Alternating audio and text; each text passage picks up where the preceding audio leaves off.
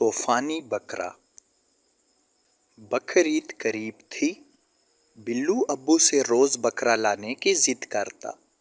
ابو کا خیال تھا کہ عید سے ایک دن پہلے بکرا لائیں گے تاکہ بکرے کی دیکھ بھال میں آسانی رہے، لیکن بلو کی ضد تھی کہ بکرا جلدی لائیں کیونکہ اس کے باقی دوستوں کے ہاں بکرے آ چکے تھے۔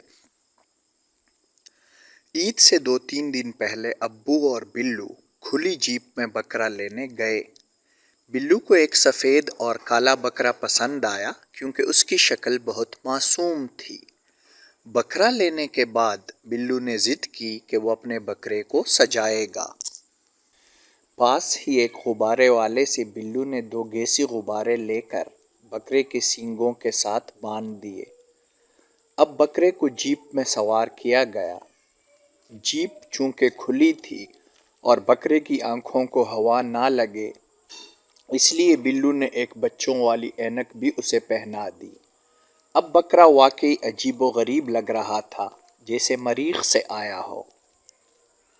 ابو اور بلو جب گھر پہنچے تو گھر کے گیٹ کے پاس ابو کے پرانے دوست رفیق صاحب کھڑے تھے۔ ابو تو اپنے دوست سے باتیں کرنے لگے، بلو خود ہی بکرے کو جیپ سے اتار کر گھر لے آیا۔ صحن میں امی نے بہت سے گملے رکھے ہوئے تھے۔ بکرا جانے کب سے بھوکا تھا۔ بھاگ کر گلاب کے گملے کے پاس گیا اور جلدی جلدی گلاب کے پھول کھانے لگا۔ بلو کی امی کو اپنے پودے بہت پیارے تھے۔ بلو تو یہ دیکھ کر ڈر گیا اور بکرے کو رسی سے پکڑ کر کھینچنے لگا۔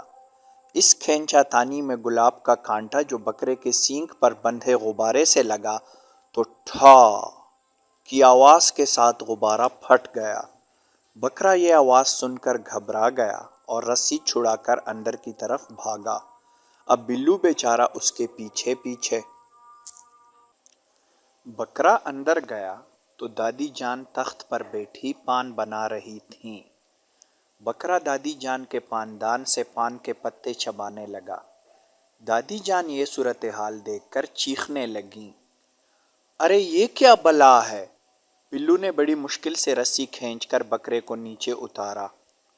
اب بکرا منہ اٹھا کر باورچی خانے کی طرف بھاگا۔ امی جان چنوں کا تال اٹھائے ہوئے باہر کی طرف آ رہی تھیں۔ اب دروازے پر غبارے والے بکرے کو دیکھ کر سٹپٹا گئیں اور ان کے ہاتھ سے چنوں والا تھال گر گیا۔ بکرا گرے ہوئے چنے کھانے لگا۔ امی نے چیخ کر کہا، یہ کہاں سے آ گیا؟ نکالو اسے۔ بلو بیچارہ پھر سے بکرے کو کھینچنے لگا۔ دوسرا غبارہ جو بکرے کے سینگ پر لگا تھا وہ بھی پھٹ گیا اور بکرا پھر گھبرا کر بھاگا اور ڈرائنگ روم میں جا گھسا جہاں ہیرا بیٹھی پھول سجا رہی تھی۔ بکرا تازہ تازہ پھول اور پتے کھانے کے لیے جھپٹا۔ ہیرا یہ دیکھ کر چیخنے لگی۔ بکرے کا سینگ لگنے سے گلدان نیچے گر گیا اور ساتھ ہی گلدان میں موجود پانی بھی۔ ابو نے باہر سے اتنی آوازیں سنی تو بھاگتے ہوئے اندر آئے۔ جیسے ہی وہ کچن کے پاس سے گزرے، چنوں پر سے ان کا پاؤں پھسل گیا اور وہ دھڑام سے فرش پر آ گرے۔ ادھر سے ہیرا جو ڈرائنگ روم سے باہر بھاگی آ رہی تھی، ابو کی ٹانگوں سے ٹکرا کر گر پڑی۔ اتنے میں بکرا اور بلو بھی باہر نکلے۔ اب جو بکرے میاں نے ابو اور ہیرا کو نیچے گرا پایا تو ان کے اوپر سے چھلانگ لگا دی۔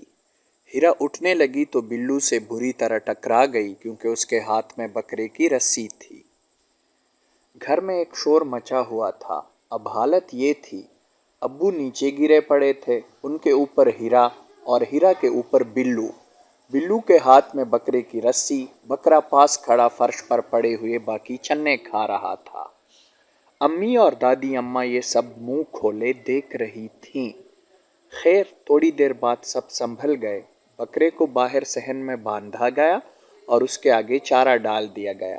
بلو بیچارہ حیران پریشان بکرے کو دیکھ رہا تھا کہ شکل سے کتنا معصوم لگتا ہے۔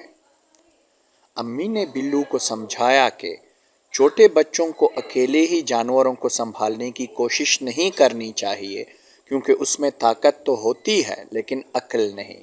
امی کی بات ختم ہوئی تو بلیوں نے بکرے کی طرف دیکھا اور مسکرا کر اسے ایک نام دیا، طوفانی بکرا۔